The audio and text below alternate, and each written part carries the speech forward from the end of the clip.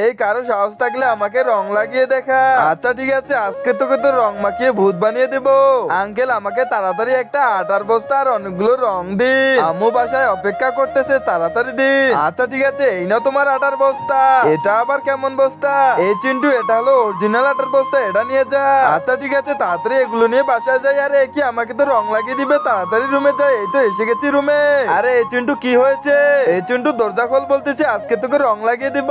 আরে তোমরা সবাই চলে যাও, চিন্টু তো বাসায় নেই। আপনি মিথ্যে বলতেছেন। আরে না, আমি সত্যি বলতেছি, তোমরা এখান থেকে চলে যাও। আরে চিন্টু তো মনে হয় ঘরে আছে, ও তো কথা বলতেছে।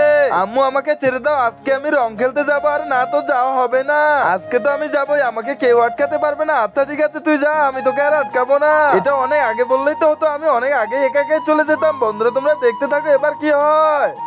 ও মা, আমাকে ভূত বানিয়ে দিয়েছে। আর তোকে ভালো হচ্ছে ভূত বানিয়ে দিয়েছে, আমার কথা শুনিসনি কেন তুই? বন্ধুরা সবাই লাইক সাবস্ক্রাইব করো।